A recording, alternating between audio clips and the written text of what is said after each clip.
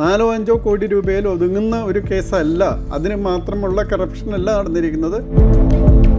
എനിക്ക് ഏറ്റവും സംശയമുള്ളത് അവിടുത്തെ വിഗ്രഹത്തെ പോലും നമ്മൾക്ക് ഇപ്പോൾ സംശയിക്കേണ്ടിയിരിക്കുന്നു.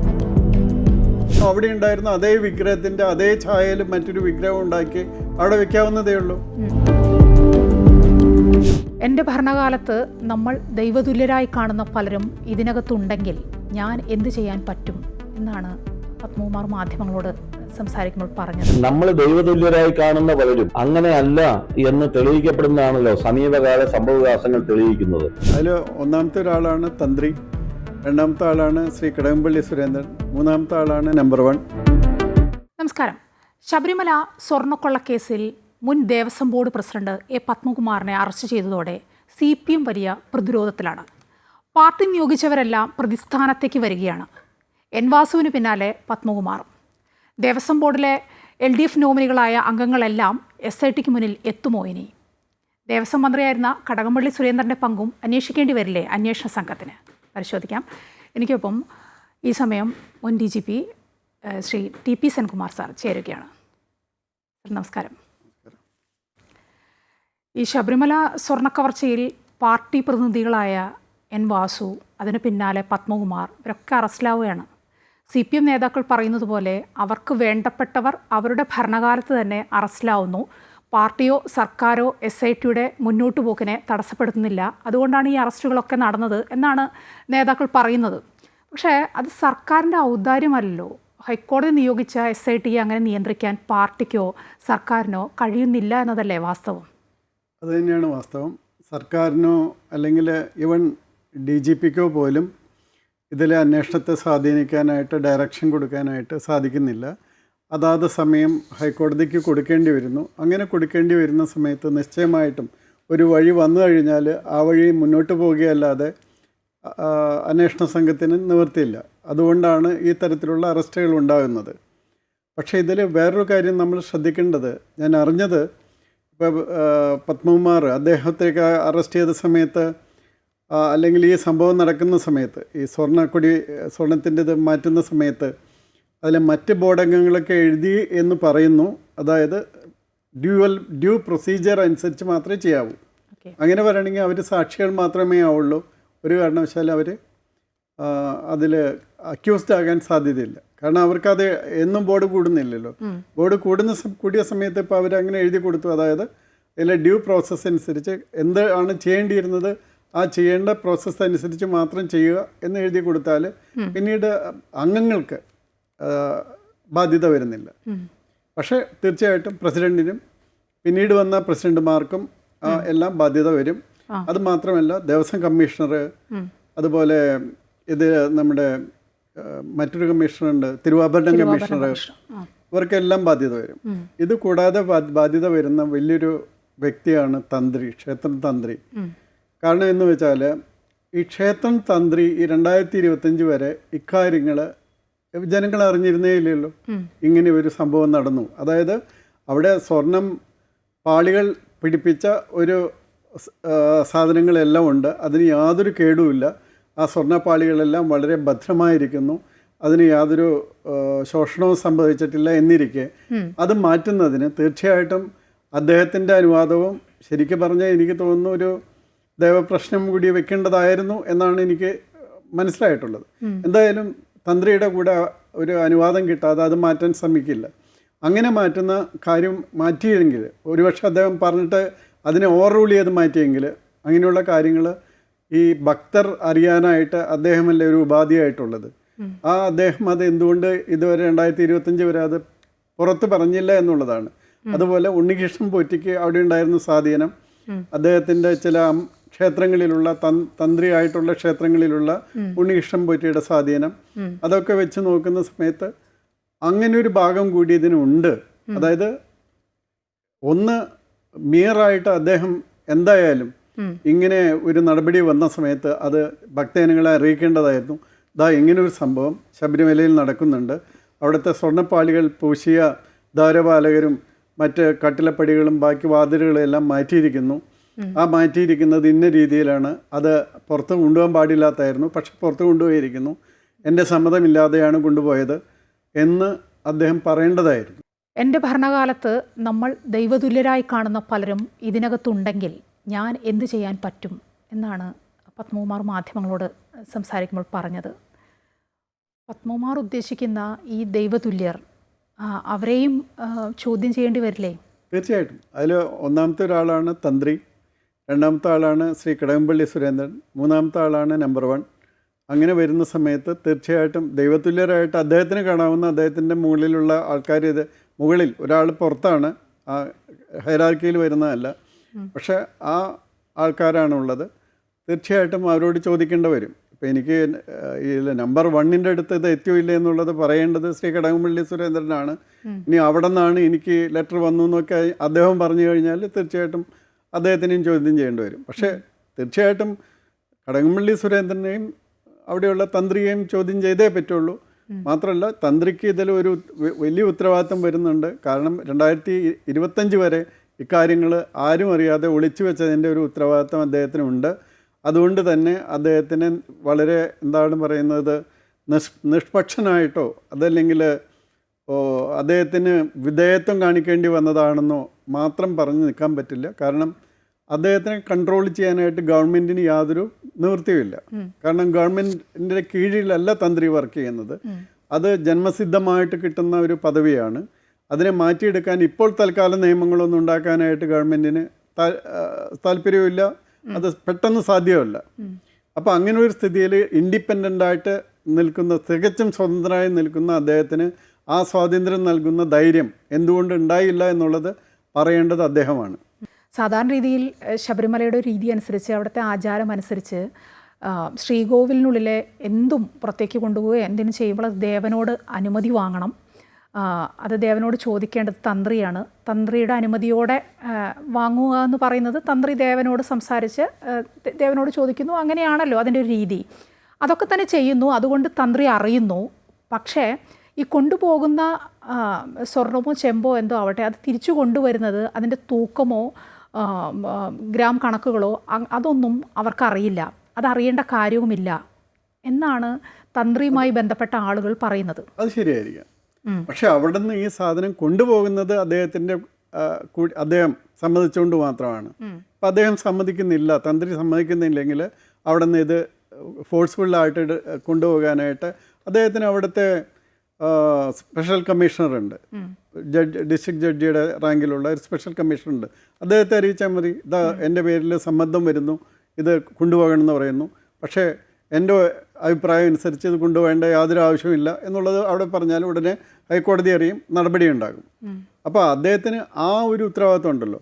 ഇപ്പോൾ തിരിച്ചു കൊണ്ടുവരികയും അതിൻ്റെ റെക്കോർഡുകൾ സൂക്ഷിക്കുകയും അതിൻ്റെ വെയിറ്റ് നോക്കുകയും ബാക്കിയെല്ലാം ചെയ്യേണ്ട വരുന്നത് തീർച്ചയായിട്ടും ബോർഡിലെ ആൾക്കാർക്ക് അല്ലെങ്കിൽ കമ്മീഷണറുടെ കീഴിലുള്ള ആൾക്കാർ അവരാണ് ചെയ്യേണ്ടത്. പക്ഷെ ഞാൻ നേരത്തെ പറഞ്ഞു, ഇത് ആ വെയിറ്റ് നോക്കുന്നതിൽ വ്യത്യാസമല്ല അതിലുള്ളത്. ഇത് ശബരിമല അയ്യപ്പനെ വിൽക്കുക എന്നുള്ളൊരു ഉദ്ദേശമാണ്. അയ്യപ്പൻ്റെ തൊട്ടടുത്ത സാധനങ്ങൾ വിൽക്കുക എന്നുള്ള ഉദ്ദേശമാണ്. അത് സ്വർണത്തെക്കാളും വളരെയധികം മൂല്യം കൂടിയതാണ്.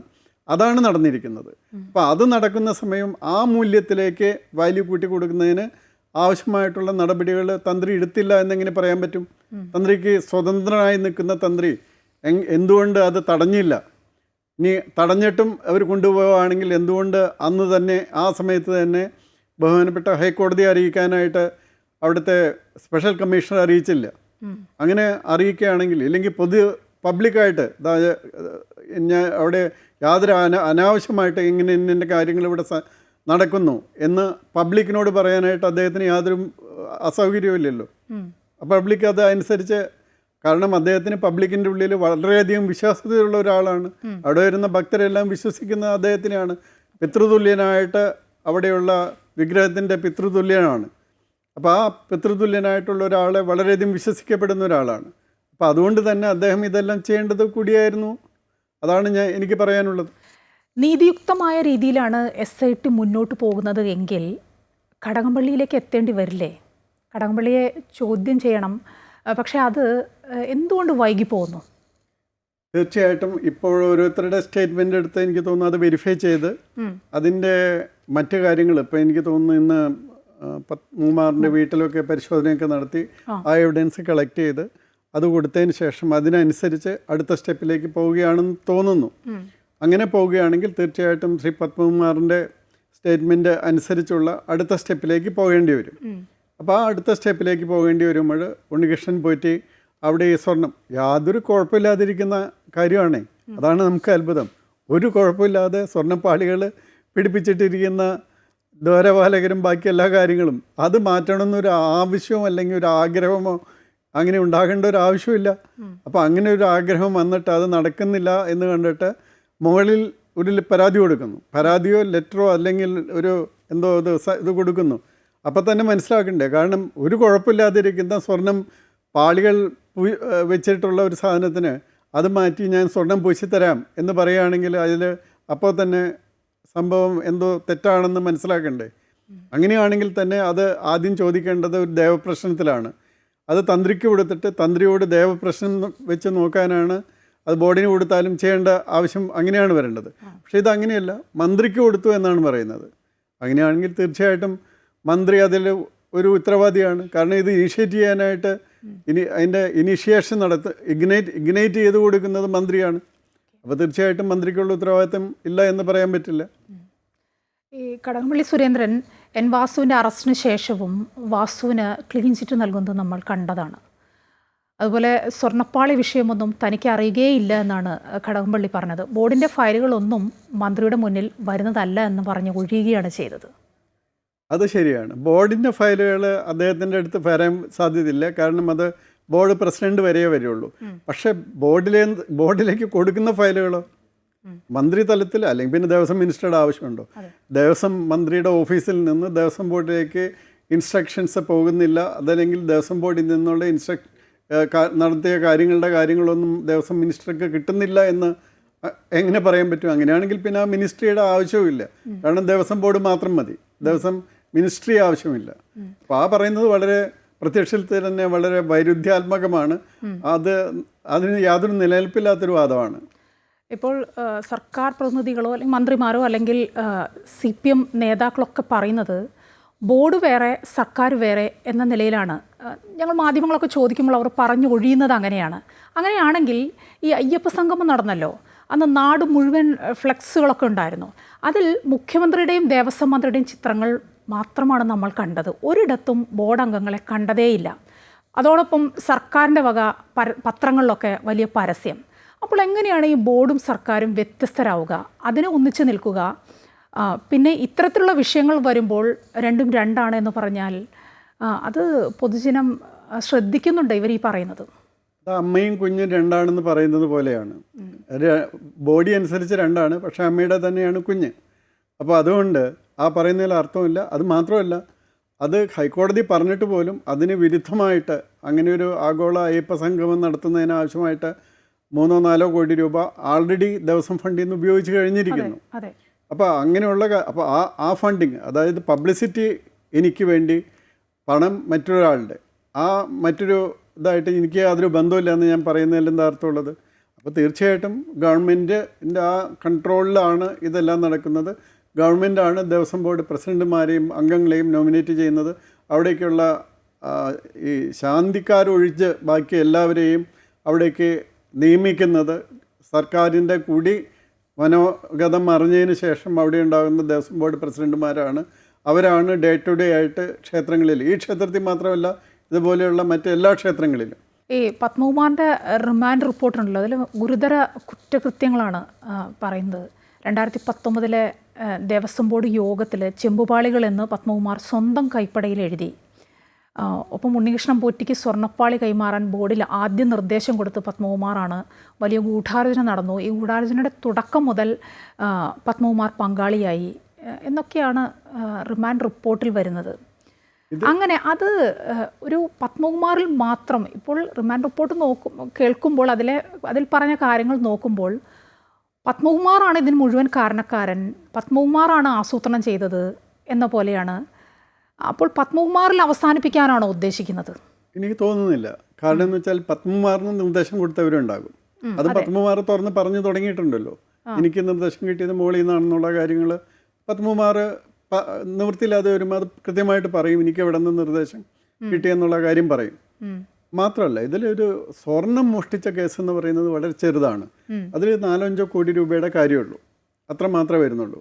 പക്ഷെ അതേക്കാൾ കൂടുതൽ ഇപ്പം ചെമ്പ് എന്ന് പറയുകയാണെങ്കിൽ പാളികൾ വെച്ചിരുന്ന ചെമ്പ് ആർക്കെങ്കിലും കൊടുത്തിരുന്നെങ്കിൽ, അങ്ങനെ കൊടുക്കുകയാണെങ്കിൽ ഇന്ത്യയിലെ തന്നെ പല വളരെ ധാരാളം പണമുള്ള ആൾക്കാർ അത് വാങ്ങിച്ച് തങ്ങളുടെ വീട്ടിലോ അല്ലെങ്കിൽ തങ്ങളുടെ മറ്റ് ഇൻസ്റ്റിറ്റ്യൂഷനിലോ വെക്കുകയാണെങ്കിൽ ഈ ചെമ്പ് ശബരിമലയിലെ ശ്രീകോവിലിൻ്റെ ഭാഗമാണ്, അതിന് കോടിക്കണക്കിന് 100 കണക്കിന് കോടി രൂപ അതിന് കിട്ടും.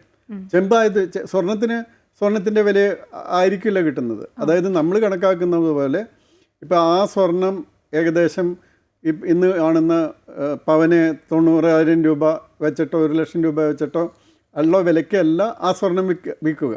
കാരണം അതിനുള്ള പ്രത്യേകത അത് അയ്യപ്പൻ്റേതായിരുന്നു, അയ്യപ്പൻ്റെ കൂടെ ഇരുന്നതായിരുന്നു, ഇത്രയും പ്രാർത്ഥനകൾ കേട്ട ആ സ്ഥലത്തിരുന്ന സ്വർണ്ണമായിരുന്നു അല്ലെങ്കിൽ ആ ചെമ്പായിരുന്നു എന്നുള്ളതാണ്. അപ്പോൾ ആ ചെമ്പും മാറ്റാം, അതും എളുപ്പമാണ്. ചെമ്പാണെന്ന് എഴുതി വെച്ചാൽ ആ വേറൊരു ചെമ്പ്, അപ്പോൾ ആ കംപ്ലീറ്റ് ചെമ്പ് മാറ്റിയിട്ട് പുതിയൊരു ചെമ്പ്, അതിലും നല്ല ക്വാളിറ്റി ഉള്ള ചെമ്പ് കൊണ്ടുവരാം. ആ ചെമ്പ് കൊണ്ടെന്ന് വെച്ചാലും ആർക്കും ഒന്നും പെട്ടെന്ന് പറയാൻ പറ്റില്ലല്ലോ. അപ്പോൾ അതൊക്കെ ഇതിൽ കണക്കിലെടുക്കുമ്പോൾ ഇത് നമ്മൾ കാണുന്ന 4-5 കോടി രൂപയിൽ ഒതുങ്ങുന്ന ഒരു കേസല്ല, അതിന് മാത്രമുള്ള കറപ്ഷൻ അല്ല നടന്നിരിക്കുന്നത്. 100 കണക്കിന് കോടി രൂപയുടെ ഒരു അഴിമതി നടന്നിരിക്കാവുന്ന ഒരു സംഭവമാണ് ഇവിടെ നടന്നിരിക്കുന്നത്. അപ്പോൾ അതിൻ്റെ പങ്കാളികൾ നിരവധി പേരുണ്ട്. തീർച്ചയായിട്ടും. അപ്പം അതിന് കാരണം ഇപ്പോൾ എനിക്ക് ഏറ്റവും സംശയമുള്ളത് അവിടുത്തെ വിഗ്രഹത്തെ പോലും നമ്മൾക്ക് ഇപ്പോൾ സംശയിക്കേണ്ടിയിരിക്കുന്നു. കാരണം അവിടെയുള്ള ഒറിജിനൽ വിഗ്രഹം തന്നെയാണോ അവിടെയുള്ളത് എന്ന് ആരെങ്കിലും ഇപ്പോൾ ഭാഗ്യത്തിന് justice K T Sankaran sir അവിടെ പരിശോധിക്കുന്നു. അദ്ദേഹം വിഗ്രഹം പരിശോധിക്കുന്ന കൂട്ടത്തിലുണ്ടാവുമെന്ന് എനിക്കറിയില്ല, പക്ഷെ അതും പരിശോധിക്കേണ്ടതാണ്. കാരണം അവിടെ ഉണ്ടായിരുന്ന അതേ വിഗ്രഹത്തിൻ്റെ അതേ ഛായയിൽ മറ്റൊരു വിഗ്രഹം ഉണ്ടാക്കി അവിടെ വെക്കാവുന്നതേ ഉള്ളൂ. ഒരു പഞ്ചലോഹ വിഗ്രഹം ഉണ്ടാക്കി വെക്കുന്നതിന് ഉള്ള ചിലവ് മാത്രമേ അതിന് വരുന്നുള്ളൂ. അത് ഇപ്പോൾ ഉണ്ടായിരുന്ന കഴിഞ്ഞ വർഷം അല്ലെങ്കിൽ 2019 വരെ ഉണ്ടായിരുന്നേക്കാളും ഭംഗിയായിട്ടുള്ളതും ഒക്കെ ആയിട്ടുള്ള ഒരു വിഗ്രഹം അവിടെ വെക്കാം. പക്ഷേ അവിടെ നിന്ന് എടുത്തുകൊണ്ട് പോകുന്ന വിഗ്രഹത്തിന് ആൻറ്റിക് വാല്യൂ മാത്രമല്ല, അവിടെ ഉണ്ടാകുന്ന, അതായത് ഇതാണ് ഞങ്ങൾ പൂജിച്ചിരുന്ന അയ്യപ്പ വിഗ്രഹം എന്ന് പറഞ്ഞാൽ അതിന് 5,000-ഉം 10,000-ഉം കോടി രൂപ കൊടുക്കാൻ തയ്യാറുള്ള ഇന്ത്യയിൽ തന്നെയുള്ള ആൾക്കാർ കാണും. അപ്പോൾ അതുകൊണ്ട് നമ്മൾ അതുകൂടി പരിശോധിക്കണം. ദേവസ്വത്തിനെതിരെ കോടതിയുടെ ഭാഗത്തു നിന്ന് ഒരു പരാമർശവും ഉണ്ടായിട്ടേ ഇല്ല എന്നാണ് മന്ത്രി വാസവൻ പറഞ്ഞത്. പിന്നെ എങ്ങനെയാണ് ഈ ബോർഡിൻ്റെ തലപ്പത്തുള്ളവരൊക്കെ ചോദ്യം ചെയ്യലിന് പോകേണ്ടി വരികയും അറസ്റ്റിലാവുകയൊക്കെ ചെയ്യുന്നത്? വാസവൻ ഈ ലോകത്തൊന്നും അല്ലേ? കണ്ണടച്ചിരിട്ടാക്കുന്നതാണ് അത്. കണ്ണടച്ചിരിട്ടാക്കുന്നത് ആദ്യം ഇവരാരും ഇതിൽ പങ്കല്ല എന്ന് പറഞ്ഞു, ഉദ്യോഗസ്ഥർ മാത്രമേ ഉള്ളൂ എന്ന് പറഞ്ഞു. രണ്ടാമത് അറസ്റ്റ് ചെയ്യപ്പെട്ട ഇയാൾ മാത്രമാണ് ഇതിൽ പ്രധാനമായിട്ട് ആളെന്ന് പറഞ്ഞു. അങ്ങനെ ഓരോരുത്തരായിട്ട് കൂടി വരികയാണ്. ഇപ്പം സ്വന്തം വാലിന് തീ പിടിച്ചോന്ന് ഇങ്ങനെ ചുറ്റി നോക്കുകയാണ്.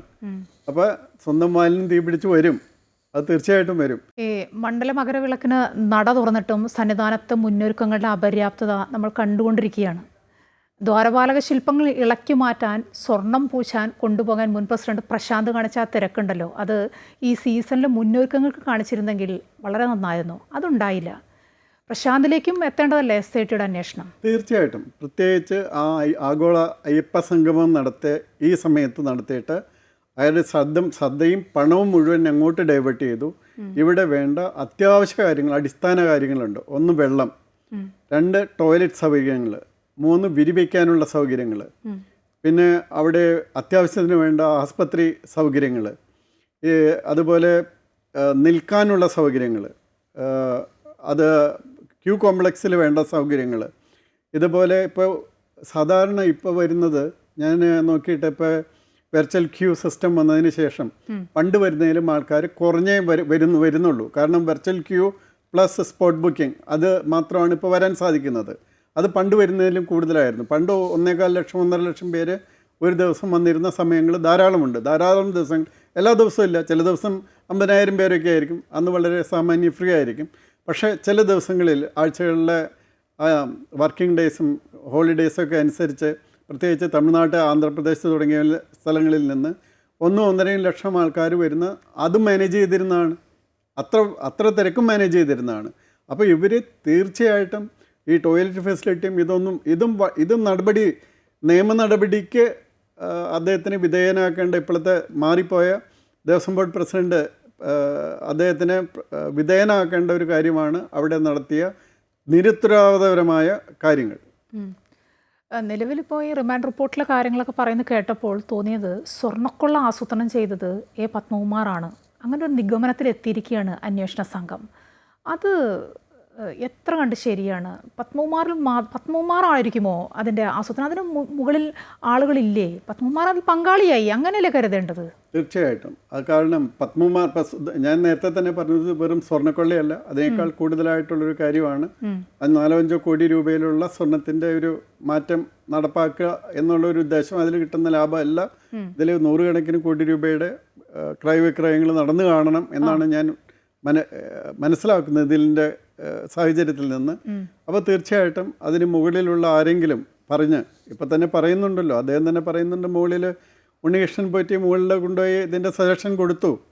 അപ്പോൾ ആ സജഷനാണ് ബോർഡിലേക്ക് വന്നത് ഇത് നടപ്പാക്കാനായിട്ട്. അപ്പോൾ തീർച്ചയായിട്ടും മുകളിലുള്ള ആൾക്കാർക്കും ഇതിൽ ഉത്തരവാദിത്വമുണ്ട് എന്ന് തെളിഞ്ഞു വരികയാണ്. അതായത് അത് കടകംപള്ളി സുരേന്ദ്രനിലേക്ക് തന്നെ എത്തണം അല്ലേ? അന്നത്തെ മന്ത്രി കടകംപള്ളി സുരേന്ദ്രനാണ്. അതെ, തീർച്ചയായിട്ടും അന്ന് 2019 മന്ത്രിക്ക് തീർച്ചയായിട്ടും അതിൻ്റെ ഉത്തരവാദിത്വം വരും. അപ്പോൾ അത് കഴിഞ്ഞ് ഇനി അതിന് മുകളിൽ ആർക്കെങ്കിലും ഉത്തരവാദിത്വം ഉണ്ടോ എന്ന് അദ്ദേഹം പറയേണ്ടി വരും. ഇപ്പോൾ തദ്ദേശ തെരഞ്ഞെടുപ്പിൻ്റെ സമയമായി, പടിവാതിൽക്കലാണ്. അതിനു മുൻപ് കടകംപള്ളി സുരേന്ദ്രനെ ചോദ്യം ചെയ്യുകയോ അല്ലെങ്കിൽ ചോദ്യം ചെയ്തതിന് ശേഷമാണല്ലോ അറസ്റ്റ്, അത്തരം കാര്യങ്ങളൊക്കെ പോവുക. ചോദ്യം ചെയ്യാൻ വിളിച്ചാൽ തന്നെ അത് CPMനെ വലിയ രീതിയിൽ ബാധിക്കില്ലേ? തീർച്ചയായിട്ടും. അത് 1 മാസത്തിന് ഉള്ളിലാണല്ലോ തെരഞ്ഞെടുപ്പൊക്കെ വരുന്നത്. അതിന് മുമ്പായിട്ട് ഈ ക്വസ്റ്റ്യനിങ് എല്ലാം നടത്തിയേ കഴിയൂ. മാത്രമല്ല അദ്ദേഹത്തിനെ നടത്താതിരിക്കാൻ പറ്റില്ല. അതുപോലെ അവിടെയുള്ള ഞാൻ നേരത്തെ പറഞ്ഞ രാജീവ് കണ്ഠര് അദ്ദേഹമായിരുന്നു തോന്നുന്നു തന്ത്രി. അദ്ദേഹത്തിനെ ചോദ്യം ചെയ്യാതിരിക്കാൻ കഴിയില്ല. അതായത് ഇനിയിപ്പോൾ ഡിസംബർ 3-നാണ് ഇനിയിപ്പോൾ കോടതി ഇത് വീണ്ടും ഈ വിഷയം എടുക്കുന്നത്, അങ്ങനെയാണ് അറിയാനാവുന്നത്. അപ്പോൾ അതിനു മുമ്പായി SITക്ക് റിപ്പോർട്ടുകളൊക്കെ വെക്കേണ്ടി വരും. പക്ഷേ ചെറിയ സമയമേ ഉള്ളൂ അതിനുള്ളിൽ തന്നെ ഈ പറഞ്ഞ ആളുകളെയൊക്കെ ചോദ്യം ചെയ്യുകയും അതൊക്കെ ഉണ്ടാവാൻ തന്നെയാണ് സാധ്യത അല്ലേ? അപ്പോൾ തീർച്ചയായിട്ടും അതിനു മുമ്പായിട്ട് തന്നെ തന്ത്രിയും അതുപോലെ ശ്രീ കടകംപള്ളി സുരേന്ദ്രനും ചോദ്യം ചെയ്യപ്പെടും എന്നാണ് ഞാൻ ഒരു ഇൻവെസ്റ്റിഗേറ്റിംഗ് ഓഫീസർ എന്ന നിലയിൽ എനിക്കുണ്ടാകുന്ന ഒരു തോന്നൽ. പിന്നെ കോടതി ഇടപെടുന്ന കാര്യമായതുകൊണ്ട് പാർട്ടിക്കോ അല്ലെങ്കിൽ സർക്കാരിനോ അതിൽ ഇടപെടാനും കഴിയില്ല എന്ന് നമുക്ക് വിശ്വസിക്കാം അല്ലേ? തീർച്ചയായിട്ടും കോടതി ശ്രദ്ധിച്ചുകൊണ്ടിരിക്കുന്നിടത്തോളം 2+2 4 അതിന് ഉത്തരം മാറ്റി 3 എന്ന് എഴുതാനായിട്ട് ഇപ്പോൾ ഇൻവെസ്റ്റിഗേഷൻ ടീമിന് ബുദ്ധിമുട്ടായിരിക്കും. 2+2 4 തന്നെ എഴുതി കൊടുക്കേ നിർത്തിയുള്ളൂ. മുൻപ് നമ്മൾ കണ്ട പല അന്വേഷണങ്ങളും വഴിമുട്ടിപ്പോയിട്ടുണ്ട്, നമ്മൾ ഉദ്ദേശിച്ച തലത്തിലേക്കൊന്നും എത്തിയിട്ടില്ല, അങ്ങനെയൊക്കെ വന്നു. പക്ഷേ ഇത് കോടതിയെ ഏൽപ്പിച്ചതാണ്. എന്നിരുന്നാലും സർക്കാരിൻ്റെ ഉദ്യോഗസ്ഥർ തന്നെയാണ് അതിലുള്ളത്. അതുകൊണ്ടാണ് ചില സംശയങ്ങൾ വരുന്നത്. നീതിയുക്തമായി തന്നെയാണോ SIT പോകുന്നത്? എനിക്ക് തോന്നുന്നു ഇതുവരെ പോകേണ്ടി വന്നിട്ടുണ്ട്. പോകേണ്ട എന്ന് വെച്ചാൽ രാഷ്ട്രീയ താല്പര്യങ്ങൾ, ഗവൺമെൻറ്റിൻ്റെ താല്പര്യങ്ങൾ, അങ്ങനെയുള്ള താല്പര്യങ്ങൾ നിലനിർത്താനായിട്ടൊരു ശ്രമം ഉണ്ടായാലും ആ ശ്രമം കോടതിയിൽ പലതും പരസ്യമായിട്ട് കോടതി തന്നെ ഇങ്ങോട്ട് ചോദിക്കുന്നതുകൊണ്ട് ആ ഭാഗങ്ങളിലേക്ക് ശ്രദ്ധ കൊടുക്കാനും ആ ഭാഗങ്ങൾ അന്വേഷിക്കാനും അന്വേഷണ സംഘം നിർബന്ധിതമാണ്. അപ്പോൾ അങ്ങനെ വരുന്ന സമയത്ത് മാത്രമല്ല ഇതിൻ്റെ എല്ലാം റിപ്പോർട്ട്സും ഇതിൻ്റെ CD-യും ഒക്കെ നേരെ കോടതിയിലേക്ക് പോകുന്നതുകൊണ്ട് എന്ത് സംഭവിക്കുന്നതെന്ന് വെച്ചാൽ ഇതിൽ ഇൻവെസ്റ്റിഗേറ്റിംഗ് ഓഫീസർക്ക് തീർച്ചയായിട്ടും സത്യസന്ധമായിട്ടുള്ള കാര്യങ്ങൾ എഴുതി കോടതിയിൽ കൊടുക്കാനേ പറ്റുള്ളൂ, അല്ലെങ്കിൽ അയാൾ കുരുക്കിലാകും. അപ്പം അതുകൊണ്ട് തന്നെ ഗവൺമെൻറ്റിന് ഇതിൽ ചെലുത്താവുന്ന സ്വാധീനം വളരെ മിനിമമായിരിക്കും. ഇപ്പോൾ ഈ സർക്കാരും അല്ലെങ്കിൽ പാർട്ടിയും പത്മകുമാറിനേക്കാൾ കൂടുതൽ സംരക്ഷിക്കാൻ നോക്കിയത് N വാസുവിനെയാണെന്ന് തോന്നുന്നു. അതവരുടെ പാർട്ടി ബന്ധങ്ങളിലുള്ള ആ ഘടന അനുസരിച്ചായിരിക്കാം. എനിക്ക് തോന്നുന്നു പത്മകുമാറിനേക്കാളും വളരെ മുമ്പ് തന്നെ വിജിലൻസ് ട്രൈബ്യൂണലും അതുപോലെയുള്ള കാര്യങ്ങളിലൊക്കെ വന്ന ആളാണ് ശ്രീ N വാസു. അപ്പോൾ യുവതീ പ്രവേശന വിഷയം നടക്കുമ്പോൾ അപ്പോഴും N വാസുവും പിണറായി വിജയനും തമ്മിലുള്ള ചർച്ചകളും അതൊക്കെ നമുക്ക് അറിയുന്നതാണ്. അതെ.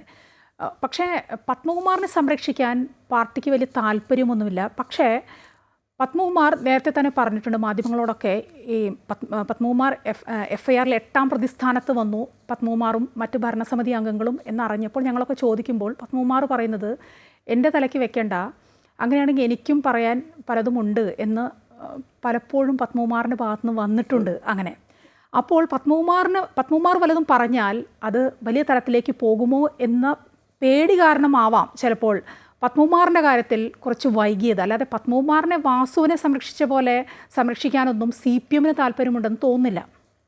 എനിക്ക് തോന്നുന്നത് ഇപ്പോൾ ഇതിൽ രണ്ട് വശമുണ്ട്. ഒന്ന്, പാർട്ടിയുടെ വശത്ത് നിന്ന് പത്മകുമാർ ചെയർമാനായി, മറ്റാരൊക്കെ ആകേണ്ടതായിരുന്നു അവരെല്ലാം വെട്ടിയാണ് അദ്ദേഹം പ്രസിഡൻ്റായത്. അതെ, പ്രയാറിനെ സമയം കഴിയുന്നതിന് മുമ്പ് മാറ്റിയാണ് പത്മകുമാർ വരുന്നത്. അതെ, അപ്പോൾ അത് മാത്രമല്ല, അദ്ദേഹത്തിന് ഹരിവരാസനം എഴുതിയ അദ്ദേഹത്തിൻ്റെ മുത്തശ്ശിയാണെന്നോ മറ്റോ ഞാൻ കണ്ടായിരുന്നു. അതെ, അദ്ദേഹത്തിൻ്റെ കുടുംബമാണ്, അങ്ങനെയാണ്. അപ്പോൾ ഒരു വാസ്തവത്തിൽ വിശ്വാസത്തിൻ്റെ മാത്രമല്ല, നമുക്ക് കാണാൻ പറ്റുന്നത് അവിടെ ആ സമയങ്ങളിലെല്ലാം കിട്ടുന്ന പ്രസാദമൊക്കെ കിട്ടുന്ന സമയത്ത് ചന്ദനമൊക്കെ തൊടുന്ന ആളായിട്ടാണ് നമുക്ക് അദ്ദേഹത്തിനെ കാണാൻ പറ്റുന്നത്. മറ്റു പലർക്കും ആ വിശ്വാസം അത്ര അധികം കാണുന്നില്ല. ഏതായാലും ഇദ്ദേഹം മാർക്സിസ്റ്റ് പാർട്ടിയിൽ നിന്ന് വന്നതാണെങ്കിലും അങ്ങനെ അവിശ്വാസിയായിട്ട് പുറത്ത് കാണുന്നില്ല. അത് ഒരു ഭാഗത്ത് കാണുന്നുണ്ട്. പക്ഷേ അദ്ദേഹത്തിന് അത്രയധികം രാഷ്ട്രീയ സ്വാധീനം ഉള്ളത് കൊണ്ടല്ലേ മറ്റെല്ലാവരെയും മാറ്റിയിട്ട് അവിടെ ഉണ്ടായിരുന്ന ഒരു കാലാവധി തയ്ക്കാൻ ബാക്കിയുണ്ടായിരുന്ന ശ്രീ പ്രയാർ ഗോപാലകൃഷ്ണൻ മാറേണ്ടി വന്ന് അദ്ദേഹത്തിന് അവിടെ കൊണ്ടുവന്നത്. തീർച്ചയായിട്ടും അതിനുള്ള കാര്യങ്ങളുണ്ടാകും. പക്ഷെ ഓരോരുത്തരെയായിട്ട് താഴെ തുടങ്ങി സംരക്ഷിക്കാൻ ശ്രമിച്ചാൽ മാത്രമല്ലേ മുകളിലോട്ട് ആ സംരക്ഷണം കൊണ്ടുവരാൻ പറ്റുള്ളൂ. അപ്പോൾ താഴെ അതിന് സംരക്ഷണം ഓരോ തലത്തിലും നോക്കി ഉദ്യോഗസ്ഥരിൽ മാത്രം ഒതുക്കി നിർത്താൻ ശ്രമിച്ചു. അത് നടക്കുന്നില്ല എന്നുകൊണ്ട് അടുത്ത സ്റ്റെപ്പിലേക്ക് വന്നു. ഇനി അതിൻ്റെ മുകളിലേക്ക് സ്വാഭാവികമായിട്ടും അവർ പറയുന്നതനുസരിച്ച്, കാരണം ഞാൻ പിടിക്കപ്പെടുന്നു എന്ന് വരുന്ന സമയത്ത് എനിക്ക് കൃത്യമായിട്ട് അറിയാവുന്ന വിവരങ്ങൾ, ഇത് ഞാൻ ചെയ്തതല്ല, എനിക്ക് വേണ്ടി ചെയ്തതല്ല എന്ന് എനിക്ക് കൃത്യമായിട്ട് ബോധ്യമുണ്ടെങ്കിൽ അത് പറയുള്ളൂ. അപ്പോൾ അങ്ങനെ ഒരു സംഭവം ഇതിൽ നടക്കുമെന്നാണ് ഞാൻ വിശ്വസിക്കുന്നത്. വളരെ നന്ദി ശ്രീ TP സെൻകുമാർ ഈ അവസരത്തിൽ ഞങ്ങളോട് സംസാരിച്ച. ഏതായാലും SITയുടെ അന്വേഷണമൊക്കെ നടക്കട്ടെ, നീതിയുക്തമായ രീതിയിൽ തന്നെ അത് മുന്നോട്ട് പോകട്ടെ. ആരിലേക്കൊക്കെ എത്തും, ഇനി ഏതൊക്കെ ഉന്നതരാണ് കുരുങ്ങുക എന്ന് നമുക്ക് നോക്കിക്കാണാം.